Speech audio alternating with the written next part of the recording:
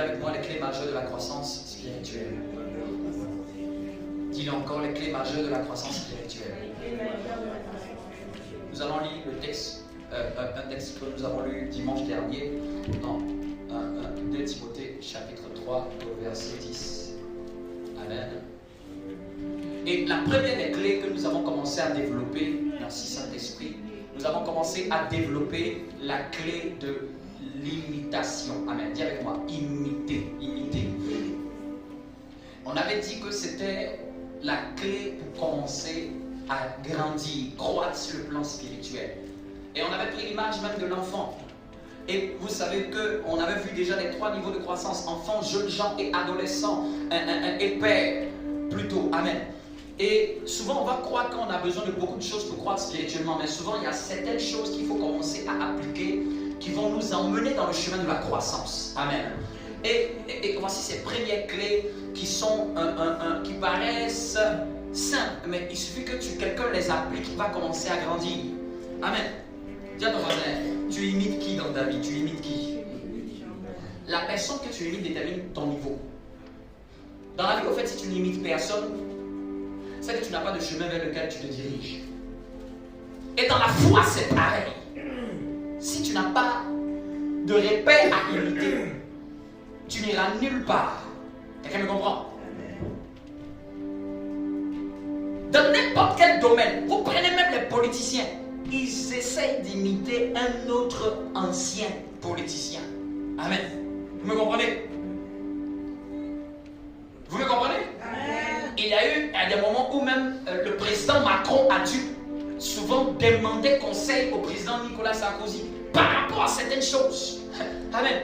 Parce que c'est un ancien qui l'a dévancé dans cette fonction et qu'il a passé par plusieurs gestions de crise. Dans n'importe quel domaine, pour avancer, il te faut un repère. Il te faut un repère. Il te faut un repère. Quelqu'un que tu vas idéaliser. Quelqu'un que tu vas chercher à adopter. Ce qu'il a fait. Ou ce qu'il a déjà fait. Quelqu'un me comprend? Non, on avait dit qu'il fallait imiter premièrement Dieu. Et deuxièmement, on a dit d'imiter l'essentiel dans la foi. Et après, on a dit d'imiter notre pasteur, notre leader spirituel. Amen. Ces 3 catégories de personnes dans la foi sont des références. Amen. Sont des références. Parce qu'en réalité même, souvent, les choses de Dieu, c'est quelqu'un qui doit les apprendre. Les choses de Dieu se transfèrent de famille en famille. Vous allez prendre n'importe quelle personne qui est arrivée dans la foi, arrivée à une certaine taille dans la foi, il va pouvoir te dire de quelle origine spirituelle il vient. Il va pouvoir te dire que moi j'ai grandi dans telle famille chrétienne. J'ai été éduqué ici et cela. J'ai fait mes premières classes. J'ai fait mes premières fonctions ici ou cela. Il n'y a personne qui émerge sur le plan spirituel sans une provenance, sans un endroit où des gens lui ont inculqué certaines choses. C'est qui t'a inculqué des valeurs? Qui t'a inculqué des valeurs? Qui t'a inculqué un modèle? Qui t'a inculqué un état d'esprit? Qui t'a inculqué une manière de faire dans la foi? Qui t'a appris certaines choses dans la foi? Qui t'a ouvert la porte? Qui t'a présenté à qui t'a donné accès à certaines connaissances? La foi a toujours marché comme ça. La foi a toujours marché par une famille qui inculque des valeurs à des enfants. Et autour de ces enfants grandissent et inculquent aussi ces mêmes valeurs à d'autres enfants.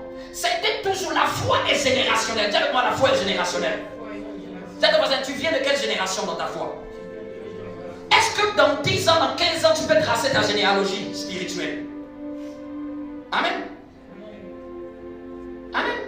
Est-ce que tu peux tracer ta généalogie? Est-ce que tu peux savoir d'où tu sors? Et même quand tu es dans une famille, est-ce que tu sais, est-ce que tu comprends la famille dans laquelle tu es? Est-ce que tu connais les valeurs de cette famille? Est-ce que tu sais dans cette famille-là, quelle est la part famille spirituelle. Parce que si Dieu t'y a attiré, c'est pour te dire, ce n'est pas un hasard. Il y a quelque chose dans cette famille qui correspond à ta destinée. Que tu le saches maintenant ou pas, il y a quelque chose dans le message de cette famille spirituelle-là qui correspond à ta destinée. Il y a quelque chose que Dieu a déposé dans le leadership de ce leader qui est un élément qui va participer à ta grandeur. Est-ce que tu comprends ta famille? Est-ce que tu as la connaissance ou la révélation de la spécificité de ta famille? Regarde, même par ton nom de famille, ça prouve que les autres n'ont pas le même nom que toi. Non, on peut tous être humains, mais on n'a pas le même nom de famille. De la même manière, on peut tous être enfants de Dieu, mais on n'a pas tous la même lignée spirituelle. Parce que ma lignée est en fonction de ma destinée. Je vous dis comment Dieu fait les lignées. Quand Dieu veut commencer à t'emmener dans une lignée spirituelle, Dieu t'attire dans cette lignée. Tu te sens attiré, tu te sens attracté par le message de cette lignée. Tu te sens attiré par ce qui se fait dans cette lignée. Tu ne comprends même pas encore toi-même à ton niveau, mais tu ne sais pas, tu es attiré. Moïse a dû être attiré par le buisson ardent pour détourner son regard. C'est qu'il a détourné son regard que Dieu lui a parlé. Mais ça a commencé par une attiration, une attraction. Il dit, quel est ce buisson qui ne consume point? Il a dit, je vais détourner mon regard. C'est qu'il a détourné son regard qu'il a entendu la parole de l'Éternel. Tiens ton voisin, tu penses que tu es dans une famille chrétienne par hasard? Ou bien tu penses que tu t'es retrouvé même ici par hasard? Amen. Dieu n'est pas un Dieu de hasard. Pour ce qui concerne Dieu, ça n'a jamais été un hasard. Ça n'a jamais été un hasard. Même ta famille biologique n'a jamais été un hasard. Pourquoi tu es né dans cette famille biologique? Pourquoi tu as eu ce teint de peau? Pourquoi tu t'es retrouvé dans cette partie-là où nous nous sommes retrouvés? Je disais à une parmi vous, j'ai dit qu'on s'est perdu de vue. Et bizarrement, tu viens habiter dans le lieu où moi-même j'ai l'église. J'ai dit, je savais que tôt ou tard, un jour, nous allons nous revoir. Amen. Et donc, elle a dû même prendre conscience que, eh oui, c'est vrai. Bizarrement, bien que nous nous sommes séparés à un certain moment, et que finalement, je viens même encore à l'endroit où toi-même tu as fait l'église, sans que toi et moi nous nous sommes dit, parler depuis des années. Et je lui disais, c'est ça le mystère des lignées. Quand tu es censé être dans la lignée d'une personne, tu ne peux pas comprendre, les choses vont tourner, les circonstances vont tourner pour que tu sois. Les panneaux vont t'indiquer, Dieu ne va pas te le dire ouvertement, mais Dieu va te donner des signes, parce que Dieu est le Dieu des signes. Il faut savoir lire dans les signes. Est-ce que tu sais interpréter les signes de ta maison? Non, chaque maison spirituelle, il n'y a pas de maison spirituelle, je parle de l'église. Je parle de l'église locale. Dans chaque église est une famille spirituelle. Chaque famille spirituelle a sa particularité, a sa spécificité. Chaque leader a quelque chose pour les personnes qui lui sont attachées. Dieu a mis et a configuré dans la grâce et dans l'onction qu'il a déposée dans le leader quelque chose qui va déclencher, quelque chose qui va ouvrir, quelque chose qui va propulser les enfants de cette maison. D'une manière ou d'une autre. Quelqu'un me comprend? Lisons ce texte, 2 Corinthiens chapitre 3, verset 10. Dis à ton voisin, qui tu imites? Tu imites qui?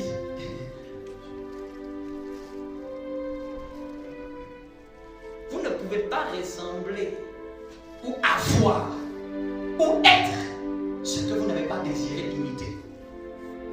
Quelqu'un peut le lire? Est-ce que quelqu'un me comprend? Oui, quelqu'un peut le lire. Si quelqu'un l'a trouvé, un violon se lève et il lit 2 Timothée, c'est ça? Plutôt Timothée. 2 Timothée 3, verset 10. 3, verset 10. Mais toi, tu as pu m'observer dans mon enseignement, ma conduite. Il dit, mais toi, tu as pu observer mon enseignement, ma conduite, mes projets, ma foi, ma patience, mon amour, mon endurance. Amen.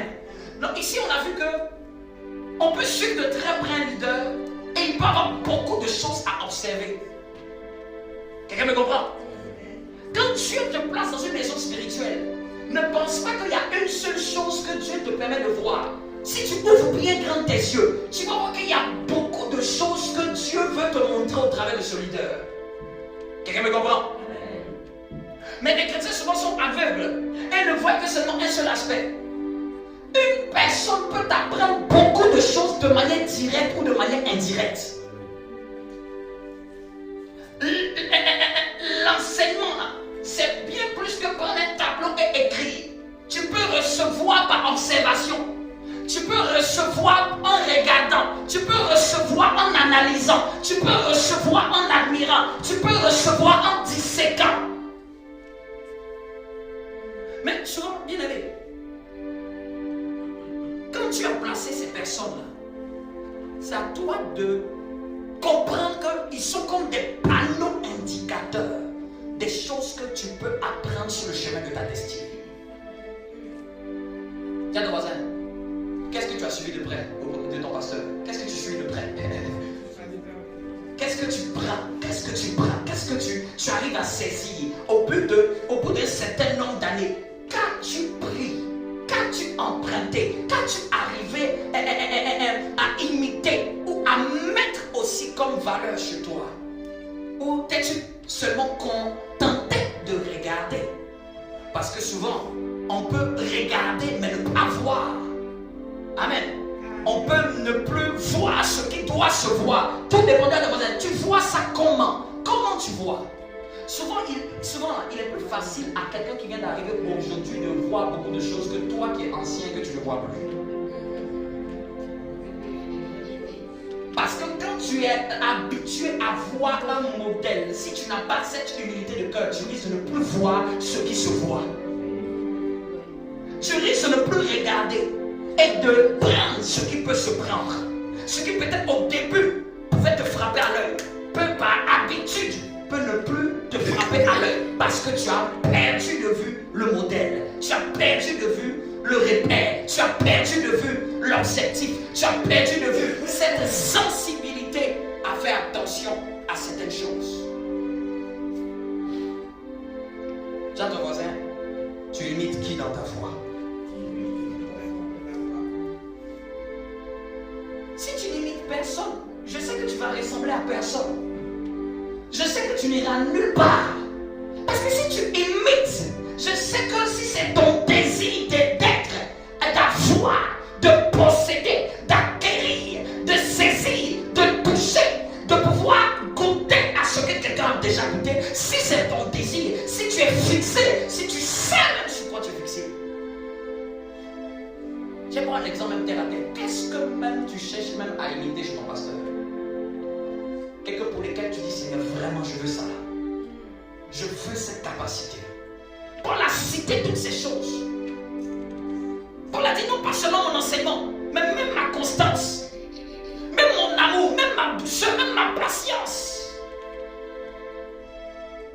On peut désirer un caractère. On peut désirer une attitude. On peut désirer une habitude. On peut désirer une manière de vivre. À chacun par rapport à votre destinée. Ce n'est pas tout ce qui est en moi qui va vous frapper de la première vue. Ça va dépendre de votre destinée. En fonction de ta destinée, il y a quelque chose qui te frappe sur ton leader. Le cœur de l'homme répond à son prochain. Donc en fonction de là où tu vas, là, c'est comme si tes yeux sont configurés pour voir quelque chose par rapport à ce que tu dois être. Toi tu vas voir plus ça, mais quelqu'un va te dire non, moi c'est pas ça même qui me frappe, hein, mais c'est telle particularité qu'il a là qui me frappe.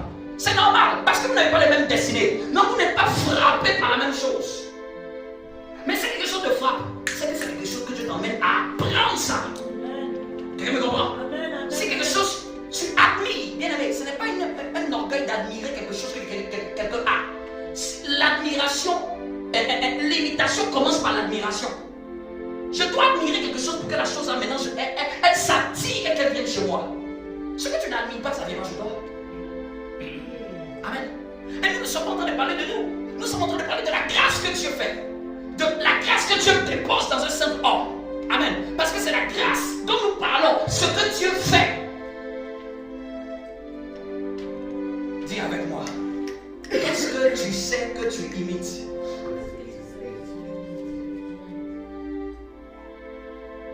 Souvent Dieu peut ne rien te dire, mais même ce que tes yeux voient, c'est un message. C'est un message. Non, on peut parler d'un homme qui porte la grâce de Dieu, mais chacun ne va pas voir les mêmes aspects, chacun ne va pas être frappé. Donc on dit que non, c'est sa simplicité. Si c'est la simplicité là, c'est que prends ça. Si c'est ça qui te parle, si c'est ça qui te touche, c'est ce que Dieu veut t'emmener à prendre. D'autres vont dire que c'est sa rigueur. D'autres vont dire que c'est sa manière de chercher Dieu. Mais d'une manière ou d'une autre, en tant qu'enfant, tes yeux vont voir quelque chose. Et tes yeux doivent voir quelque chose. Et ton cœur doit avoir la sensibilité de reproduire, d'adopter cette vertu. C'est comme ça qu'on fait pour grandir. Tiens, c'est comme ça qu'on fait pour grandir. Parce que quand tu n'as pas de modèle, tiens, tu vas ressembler à quel modèle? Si tu n'as pas de modèle, tu ne ressembleras à aucun modèle.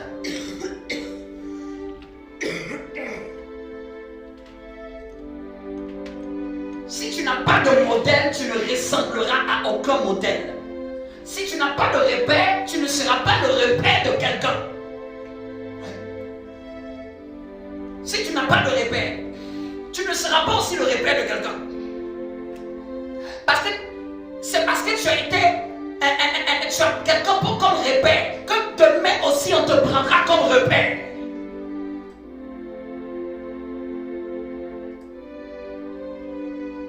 Dis à ton voisin, tu imites quoi? Il est plus facile d'imiter que de chercher à faire soi-même quelque chose qui n'a pas encore été. Dans la vie, c'est plus dur de faire quelque chose qui n'a pas encore été. Et il est plus facile d'imiter. C'est-à-dire que si c'est pour reproduire quelque chose qui n'a pas été, c'est plus difficile. C'est plus difficile que tu fasses quelque chose que tu n'as pas vu. Même pour que Abraham puisse croire dans la prophétie, je lui dis, je vais te donner au moins un modèle à imaginer. Regarde un peu le ciel. Regarde les étoiles. Si tu peux les compter, telle sera ta postérité. Non, c'est-à-dire que quand Abraham pense à sa postérité, là, il a une image un peu de ce que ça peut être. Il n'y a rien que Dieu te fait faire sans qu'il t'ait donné une image pour le faire. Sinon c'est la folie. Tu vas inventer quoi? Tu vas créer quoi? Donc tu n'as pas l'image.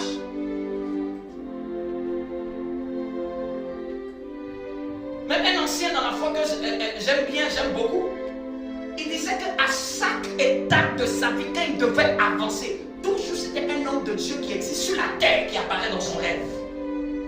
À chaque étape. C'est-à-dire qu'il ne les connaît pas, hein? Mais chaque étape où il évolue, Dieu prend l'image d'un homme de Dieu qui existe sur la terre pour lui apparaître. Pour lui dire, tu vois ce qu'il a là, c'est ce que maintenant tu viens d'avoir. Tu vois ce qu'il a là, c'est maintenant après 2 ans, maintenant tu viens d'avoir ça. Et peut-être dans sa vie, il y a au moins 4 fois ou 5 fois des hommes de Dieu différents qu'il n'a jamais parlé avec eux physiquement, qu'il a toujours admiré de loin. Et que leur effigie arrive dans son rêve. Pour lui dire que maintenant, tu viens d'arriver à son niveau. Dieu ne fait rien sans image. Quelqu'un me comprend? Et ça me c'est un principe de foi. Ce dont tu n'as pas d'image, tu ne peux pas le manifester. Tu ne peux pas l'accomplir, tu ne peux pas le déployer. Ce dont tu n'as pas tu ne vois pas d'abord dans ton esprit. Ce que tu ne vois pas en esprit, tu ne peux pas le voir physiquement. C'est pour ça que tu te donnes un modèle. Tiens, tu un modèle. Souvent en Afrique, quand les gens vont chez le couturier, les Africains ont un certain niveau de vie, et ils emmènent leurs habits chez le couturier, chose qu'en Europe on ne peut pas faire. Amen. Et souvent ils ne savent pas le niveau de vie qu'ils ont. Ils emmènent, la majeure partie de la classe moyenne emmène leurs habits faits par un couturier. Ici, essaie de faire, va avoir un couturier, demande de faire des habits. Amen. Donc souvent, le couturier, même pour coudre le vêtement, souvent il y a certaines mamans ou certaines filles, elles emmènent un modèle pour lui donner. Tu vois ça là, fais pareil. Ou bien d'ouvrir le catalogue pour dire que c'est cette partie-là. C'est-à-dire qu'on ne reproduit rien sans image. Même quand tu vas chez le coiffeur, même quand je vais chez le coiffeur, il me montre les images. Tu veux quoi? Numéro 9, numéro 2. Je dois le dire que c'est ça, cette image-là. C'est ça que je veux. Est-ce que dans ta foi là, tu peux être fixé que c'est ça là que je veux. C'est cette partie-là de mon idole là que je veux. C'est ce point-là que moi je veux. C'est ça là, Seigneur, que je veux avoir. C'est cette particularité-là que moi je veux copier. C'est cette qualité-là que je veux avoir dans ma vie. Je vois que je n'ai pas, mais je vois une image. Je vois que je n'ai pas, mais je vois un modèle. Je vois que je n'ai pas, mais je vois quelqu'un qui l'a déjà. Il est plus facile d'avoir quelque chose que quelqu'un a déjà. Si tu sais à t'abaisser pour prendre la chose qu'il a. Et l'orgueil fait que les gens ne prennent rien. L'orgueil, je vous ai déjà dit, l'orgueil, c'est ce qui fait que quelqu'un peut être à côté de quelqu'un qui a quelque chose et il n'a pas la chose que la personne a. L'orgueil, c'est pas seulement, quand on parle de l'orgueil, tout le monde garde à l'esprit le vantard. Tout le monde garde à l'esprit l'arrogant. L'orgueil, c'est celui qui ne peut pas s'abaisser pour dire, je veux prendre ça. C'est que les gens ont quelque chose qu'il n'a pas. Mais lui, depuis des années, lui n'a pas les choses que les gens ont. Dis à ton voisin, comment tu fais? Tu fais comment? C'est que ceux qui sont autour de toi ont la chose. Et toi, tu es avec eux.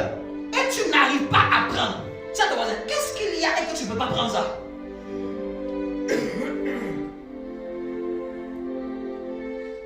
C'est pour ça que j'aime l'humilité des enfants. Dis à ton voisin, est-ce que tu es sûr que tu es un enfant? Parce que quelqu'un dit que je suis enfant dans la foi. Mais enfant dans la foi, c'est-à-dire que tu es tellement innocent que tu prends. Les enfants n'ont aucun complexe à imiter. Aucune gêne à imiter. Aucune gêne à vouloir faire comme. Ça te gêne de faire comme? Est-ce que ça te gêne? Est-ce que tu es un peu gêné de vouloir faire comme? Parce que souvent, quand quelqu'un est en train de faire comme, il est en train d'essayer de faire comme. Donc l'être humain est un peu gêné. Donc il ne faut pas qu'on dise que je fais comme. Mais c'est une bonne chose que tu commences à faire comme. C'est que c'est en train de montrer que tu as assez humble pour commencer à savoir qu'il y a quelque chose que tu n'as pas, et qu'il y a quelque chose que quelqu'un a, et il y a quelque chose que toi tu n'as pas, que tu dois observer chez quelqu'un, chez la personne qui est là, et que tu dois admirer, que tu dois chercher, que tu dois désirer, que tu dois manifester. Amen, vous me comprenez? Moi, quand j'arrive à voir quelqu'un qui est en train de faire quelque chose comme, je dis waouh, quelle humilité. Il arrive à savoir qu'il n'a pas ça, mais il doit apprendre à s'abaisser et à s'humilier pour arriver à prendre la chose dans la vie de la personne qu'il a. Quelle humilité. Tu as dans toi, ça te dérange de prendre, d'imiter quelqu'un. Tu as dans c'est pour ça que tu n'avances pas. Je vous dis, c'est un orgueil de ne pas avoir envie d'imiter quelque chose qui est bon. Le monde nous enseigne comme si genre, c'est comme si tu triches. C'est un orgueil. C'est un orgueil. De vouloir, elle te dit que voici le modèle. Elle te dit non, moi je ne vais pas faire selon ce modèle-là. On va te demander, tu as décidé quoi alors? Mais tu vois, c'est tous les modèles qui existent. Dis à ton voisin, toi tu ne veux pas ressembler à quelqu'un. Dis à ton voisin, tu ne veux pas ressembler à quelqu'un. Il n'y a rien dans la vie de quelqu'un auquel que tu veux avoir.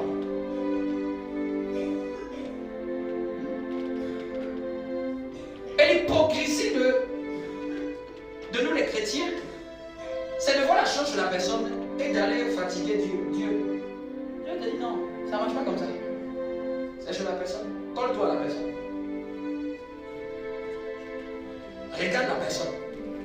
Parle avec la personne. Questionne la personne. Et puis tu vas avoir. Parce que c'est déjà là. Tu ne dois pas mettre, j'ai déjà mis devant toi. Moi, ma part Dieu, c'est d'avoir mis un modèle devant toi. Je ne sais pas si quelqu'un me comprend. Aujourd'hui, je veux dire à quelqu'un, à un enfant de Dieu, ne sois pas gêné d'imiter ton leader. Avant que même ce qui est à toi te soit donné, il faut que tu sois fidèle à ce qui est à autrui. C'est un principe de la Bible.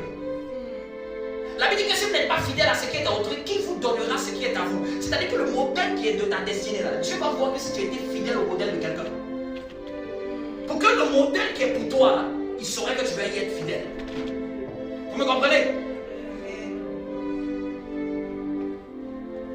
On va prendre un autre texte. Je vais vous donner encore une autre clé. Après la clé d'imiter, il y a une clé qui est importante pour grandir, pour croître spirituellement.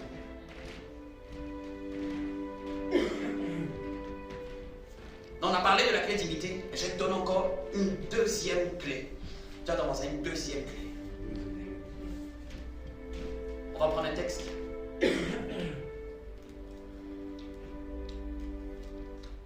Hébreu 13, 17. Hébreu 13, 17. Deutéronome 28, verset 1er. On va commencer par Deutéronome. Deutéronome 28, verset 1er. Et après Hébreu 13, 17.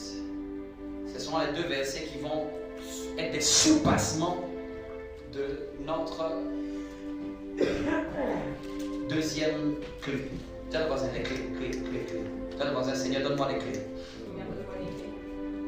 Quelqu'un pour lire Deutéronome 28, verset 1er. Si vous écoutez attentivement la parole de l'Éternel, votre Dieu, et si vous obéissez à tous les commandements que je vous donne aujourd'hui, si vous les appliquez, alors l'Éternel votre Dieu vous donnera une place prépondérante. Alors l'Éternel vous donnera une place prépondérante. Dans deux versions, vous donnera la supériorité au-dessus de tous les autres peuples de la terre. Amen. Deuxième texte, Hébreu 13, 17. Obéissez à vos conducteurs et soumettez-vous à eux. Car ils veillent sur vous. En sachant qu'ils devront un jour rendre compte à Dieu de leur service. Qu'ils puissent ainsi s'acquitter de leur tâche avec joie et non pas en gémissant, ce qui ne vous serait d'aucun avantage. C'est la deuxième clé. La deuxième clé pratique, ce serait l'obéissance. Dis avec moi l'obéissance. On le sait très bien, il est écrit dans le livre de 1 Samuel. Dans le 1 Samuel, il est dit que l'obéissance vaut mieux que les sacrifices. C'est-à-dire que quand quelqu'un veut grandir, voici les clés. On n'a pas l'intimité, mais une deuxième clé qui va être importante. Quand tu veux grandir spirituellement, dis à ton voisin, quelle est ta capacité à obéir? Dis-le bien, quelle est ta capacité à obéir? Et la première fois d'obéissance, c'est l'obéissance à Dieu. C'est pour ça que nous avons lu Deutéronome 28, verset 1er. L'obéissance à Dieu, l'obéissance à sa parole. Parce qu'avant de parler de beaucoup de choses, est-ce que je travaille mon obéissance à ce que Dieu a dit dans sa parole? Parce qu'il y a des choses qui sont écrites, qui sont connues. Il y a des choses qui sont écrites que Dieu n'a pas besoin, on n'a pas besoin qu'on revienne dessus. Il y a des choses qui sont écrites qui ne nécessitent aucune révélation. C'est clair. Quand tu le lis dans la Bible, tu sais ce que Dieu attend de toi. Vous me comprenez? Quelqu'un ne peut pas désirer grandir spirituellement s'il n'a pas désiré obéir d'abord à ce qui est écrit. Amen. On a beaucoup de gens qui veulent évoluer spirituellement, mais le peu de ce qui est écrit n'est pas déjà obéi. Le peu de ce qui est écrit dans la Bible, on oublie ça. On ne peut pas commencer l'école de la croissance spirituelle si on n'a pas appris à avoir des valeurs fermes. Avant de parler des révélations, avant d'attendre des visitations, avant de dire que j'ai eu une vision, Dieu m'a parlé, Dieu m'a fait ceci, j'ai un appel. Est-ce que je suis obéissant à la parole de Dieu? Ou est-ce que, comment je travaille mon obéissance à la parole de Dieu? Parce que tout passera, mais la parole de Dieu ne passera pas. Les prophéties même passeront. Tout passera, mais la parole, elle ne passe pas. Donc il y a des choses qui sont intransigeables dans la Bible. Il y a des choses qu'on ne peut pas dissocier, qu'on ne peut pas enlever. Si Dieu l'a écrit, je dois m'y soumettre. Amen. C'est pour ça que même connaître la parole de Dieu nous permet de savoir ce que Dieu attend de nous de manière scripturaire. Qu'est-ce qui est écrit que Dieu attend de moi? On était déjà dans l'Ancien Testament et Dieu disait, Deutéronome 28, si vous certains ne le savent pas, c'est là-bas se trouvent les 12 bénédictions. Et c'est là-bas se trouvent aussi les malédictions. Mais regarde à quoi Dieu attache les bénédictions. Il dit si tu obéis à l'Éternel, ton Dieu, en respectant et en mettant en pratique tous ses commandements. Ça, on parle des gens qui n'avaient pas l'Esprit de Dieu en eux. On parle des gens qui n'avaient pas ces lois dans leur cœur.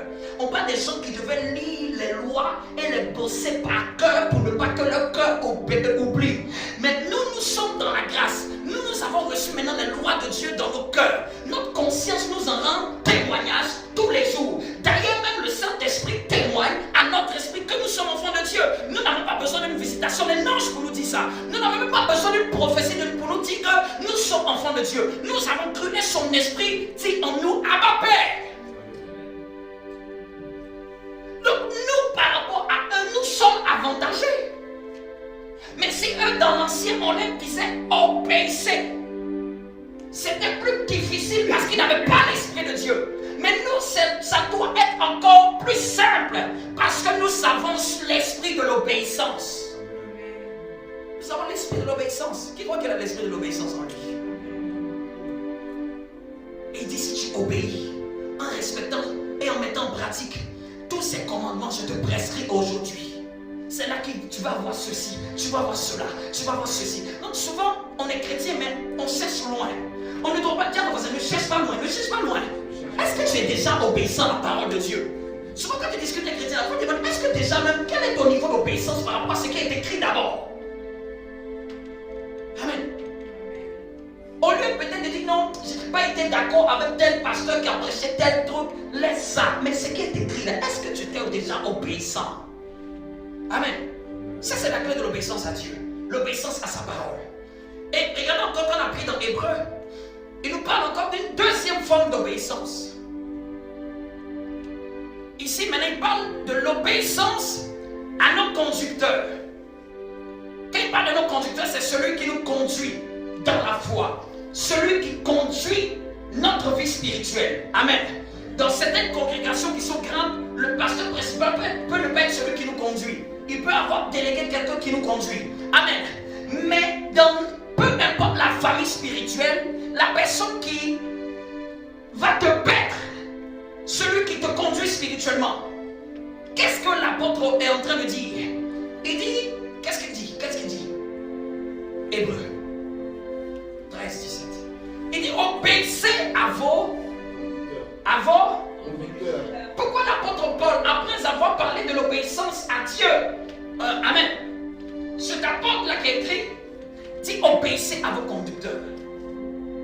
Parce qu'il sait qu'à un moment là, dans la conduite là, je n'ai pas peut-être toute l'expérience de la vie chrétienne. Je n'ai pas peut-être toute la révélation. Je vais me soumettre à Dieu, mais Dieu aussi va placer un conducteur, comme un parent, comme un tuteur, mais quelqu'un qui va me cadrer. Dans certains jargons, les gens parlent d'encadreur. Parce que quand on parle de quelqu'un qui encadre, c'est parce que ce n'est pas cadré. Amen. Quand on doit encadrer, c'est que ce n'est pas cadré. Et dans l'audiovisuel, quelque chose qui n'est pas cadré, une image qui n'est pas cadrée, c'est une image qui est de mauvaise qualité. Amen. Et dans notre marche, le conducteur, c'est celui qui est censé nous cadrer pour que nous ayons la bonne image à renvoyer du ciel sur la terre. Vous me comprenez? Si l'auteur a dû dire obéissez à vos conducteurs, c'est qu'il arrive qu'il y a des chrétiens qui n'obéissent pas à leurs conducteurs. Dis à ton voisin, un enfant qui n'obéit pas à ses parents, dis à ton voisin, qu'est-ce qu'il va recevoir de ses parents? On lui dit mange, non je ne mange pas. On lui dit fais ceci, non je ne fais pas. On lui dit va dormir, non je ne dors pas. Au fait, cet enfant va devenir une métamorphose de ce qui n'est pas ses parents. Vous me comprenez? Ce que je dis, ce n'est pas observation même, avant même que je le trouve dans les Écritures. Ce que j'ai vu qui ont accéléré dans les croissances, c'est ceux qui avaient une obéissance prompte. Vous savez c'est quoi l'obéissance prompte? C'est-à-dire que une capacité à faire immédiatement. C'est-à-dire que on dit bon on va faire ça. Quand on dit on va faire ça, obéissance prompte en même temps. C'est comme ça qu'on facilite sa croissance spirituelle. Vous me comprenez? les débuts. Parce que c'est comme ça que tu vas développer une bonne habitude. Vous me comprenez? Parce que quand tu commences à devenir vieux dans le Seigneur et que tu n'as pas appris l'obéissance à ton conducteur, au fait, tu as développé des mauvaises habitudes. Et dis à ton voisin, c'est qui va les traiter? Un enfant qui a été mal éduqué, qui a raté l'éducation de ses parents, il est plus difficile à l'âge de l'adolescence de venir faire son éducation. On est d'accord? Même les scientifiques disent que même il faut au moins pendant les 7 années de bien donner des valeurs à l'enfant. Parce qu'à ce âge-là, on a le temps d'inculquer certaines bases. Et dans les choses de Dieu, vous pensez que ça peut être un hasard? Dans les choses de Dieu, plus tu as une obéissance, plus tu es en train de te dépouiller du malin qui peut venir te donner des mauvaises habitudes. Je vais poser la question. Vous pensez que dans ma vie, quelqu'un, il y a eu un livre qui était du ciel pour me parler du jeûne. J'ai vu mon conducteur jeûner. Et c'est mon conducteur qui a mis dans mon esprit ce que c'est le jeûne. C'est-à-dire que si je n'avais pas appris ça avec lui, j'allais grandir, mais cette valeur-là ne serait pas dans ma vie spirituelle. La prière, prier d'une certaine manière, je l'ai suivi et je l'ai pris dans mon conducteur spirituel. Je parle de quelque chose qui remonte à 20 ans. Donc ce que je suis aujourd'hui en 2023 là, n'est le fruit que de mon obéissance d'il y a 20 ans. C'est le fruit de mon obéissance d'il y a 20 ans. Je te vois ça. Est-ce que tu es soumis à ton conducteur? Est-ce que tu obéis? On peut te donner même une seule instruction. Dans cette instruction-là, se cache peut-être la graine de ta destinée. On a dit à David, va voir tes frères. Ça se cachait sa destinée dedans. On a dit à Joseph, va voir tes frères. De aller voir ses frères, sa destinée a continué avec cette instruction. Vous me comprenez? Si les temps on a dit, papa, toi vraiment, tu m'as toujours envoyé les gens en manger, patati, patata. Le rêve de Joseph allait rester à la maison. La plus grande manifestation des choses que Dieu doit faire dans votre vie, c'est caché dans l'obéissance à vos conducteurs. J'espère qu'il me comprend. Même dans un effort inconscient, tu es en train de semer une graine, une attitude pour te préparer à ta destinée. Je ne sais pas si vous me comprenez. Dis à ton voisin, quel est ton niveau d'obéissance? Les enfants les plus obéissants, c'est ceux qui reçoivent le plus de leurs parents. Les enfants les plus obéissants, c'est ceux qui prennent le plus de leurs parents. C'est ceux qui héritent le plus de la faveur de leurs parents. C'est eux qui bénéficient des privilèges le plus de leurs parents. Un pasteur donnait le témoignage qu'un papa avait 3 enfants. Elle n'avait pas enfanté, elle ne s'était pas mariée. Il y en avait une qui était plus proche du papa. Et ça, c'est quelqu'un qui rendait le témoignage, qui était plus proche de papa. Je crois que c'est le pasteur Ivan Casson qui rendait ce témoignage. Qui était plus proche de papa. Et elle était vraiment comme un enfant modèle. Les autres, ils les aimaient pareil. Mais elle avait une particularité pendant dans sa vieillesse.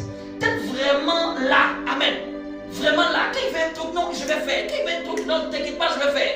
Le jour de sa mort, vous savez ce qu'il a dit?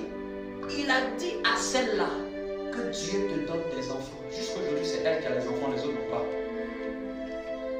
Quelqu'un m'a dit que non, est-ce qu'il n'aimait pas les autres? Mais en fait, sa parole n'est pas sortie de lui-même. Il a vu un degré d'obéissance chez celle-là. Amen. Tous les autres filles là sont ses enfants. Mais il y a une qui a donné de la valeur et qui avait eu la vertu de l'obéissance. Et cette parole-là, cette parole qui était comme une parole de son papa à la fin de ses jours, c'est-à-dire que c'était elle-même qui était même à ses côtés à la fin de ses jours. C'est à elle qu'il a dit que Dieu te donne des enfants. Jusqu'aujourd'hui dans cette famille-là, c'est celle que le Père a dit cette parole. C'est celle-là que ça s'est accompli. Quelqu'un me comprend? Est-ce que tu me comprends? Il est plus facile d'avancer avancer quand on obéit. Tiens-toi debout. Tiens-toi debout, s'il te plaît. Tiens ton voisin. Quand ton pasteur te parle, est-ce que tu écoutes? Ou est-ce que tu obéis? Amen. C'est quoi ton degré d'obéissance? Parce qu'il n'a pas été placé là par Dieu par hasard. Amen. L'obéissance vaut mieux que les. Tiens ton voisin, quel est ton degré? Ton degré d'obéissance. Tu es obéissant jusqu'à quel degré? Dis-le bien.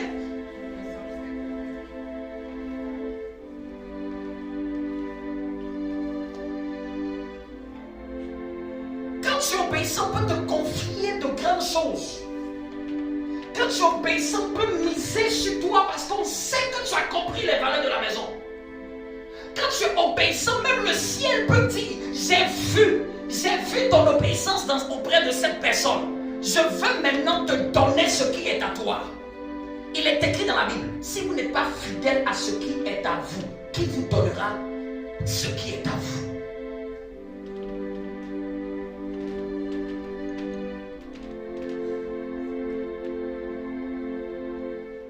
Les gens sont conscients de quand ils n'obéissent pas à leurs parents biologiques. Mais ils ne savent pas ce qui se passe quand ils n'obéissent pas à leurs parents spirituels.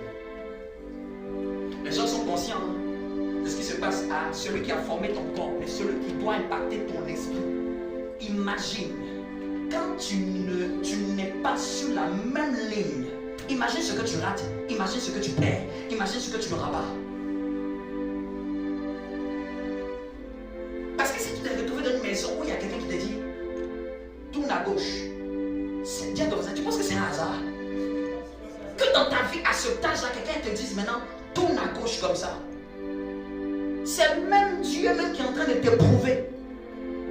C'est même Dieu qui est en train de te tester. Tu as prié, Dieu te donne toujours quelqu'un.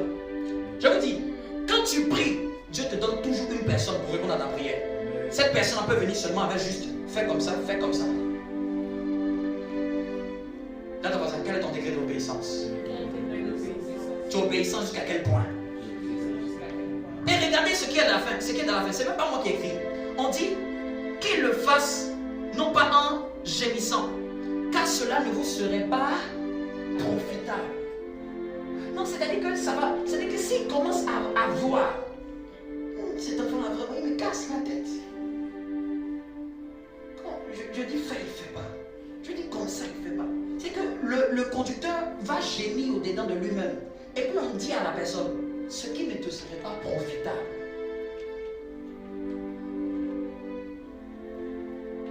Ça te va ça?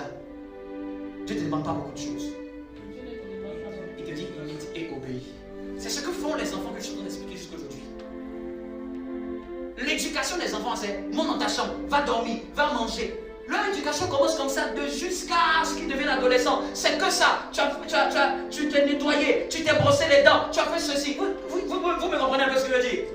C'est que dans la maison, là, c'est que ça que tu es en train de faire. Tu es en train de dresser leur obéissance seulement. Dresser parce qu'ils sont des enfants, ils ont l'âme débordante. Tu ne vas pas te coucher. Non, je ne veux pas me coucher. Tu es obligé de lui dire, de lui faire comprendre qu'il doit se coucher. Parce que c'est un enfant. Il ne sait pas. Il doit être éduqué. Mais c'est s'il arrive à faire ça dans la maison plusieurs années et ça devient une grande femme. Ça devient un grand homme. Mais ça partit du chemin de l'éducation de l'obéissance qu'il a fait avec ses parents. Tu as mangé, tu as fait tes devoirs, tu as fait ceci, tu as fait cela, tu as fait machin. C'est que ça. C'est que simplement le régler à chaque fois. Parce que l'enfant, quand il est déréglé. Il faut être derrière lui pendant jusqu'au moins les 10 ans. Quelqu'un me comprend? Tu enlèves un trou dans sa main, il pleure. Tu lui donnes son nom, je ne veux pas. Tu dois à chaque fois le régler. Mais quand il commence à rentrer dans la règle, il commence à suivre dans la règle, il commence à bâtir son devenir. Prie avec moi et demande à Dieu un cœur pour être obéissant.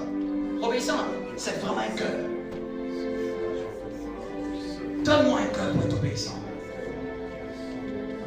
Un cœur pour être obéissant à ta parole, obéissant à mon conducteur. Prie, c'est quelques minutes. Un cœur en puissance, accorde-le encore. Accorde-moi la grâce d'avoir un cœur obéissant envers l'Éternel, envers la parole de Dieu, envers mon conducteur. Tu ne me demandes pas beaucoup de choses. Tu me demandes d'imiter et d'obéir. Il est plus facile pour un enfant de grandir. Il est plus facile pour un enfant d'évoluer. Il est plus facile pour un enfant d'aller de l'avant s'il accorde-moi le cœur. Ce n'est pas souvent évident, mais il faut demander, donne-moi un cœur d'obéissance. Ce n'est pas souvent évident, mais il faut demander à Dieu, donne-moi le cœur pour obéir. Donne-moi le cœur pour obéir aux instructions. Donne-moi de ne pas être dans la folie. Je suis peut-être adulte physiquement, mais spirituellement, je suis encore un enfant. J'ai besoin d'obéir. J'ai besoin de marcher dans l'obéissance. J'ai besoin d'être fidèle, d'être soumis, d'être Seigneur de le roi, sous la conduite de. Donne-moi un cœur pour être obéissant. Accorde-moi le cœur pour être obéissant. Un cœur obéissant. Un cœur obéissant.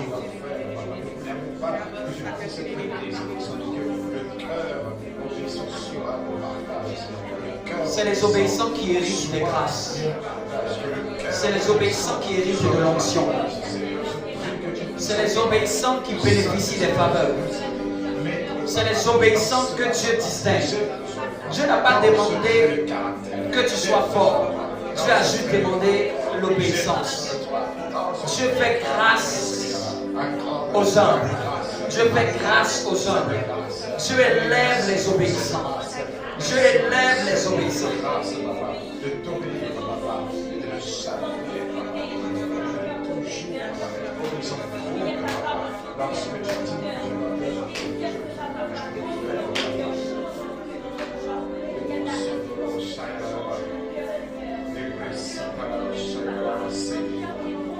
Et même si tu avais été jadis obéissant, demande à Dieu dans le cœur de rester toujours obéissant.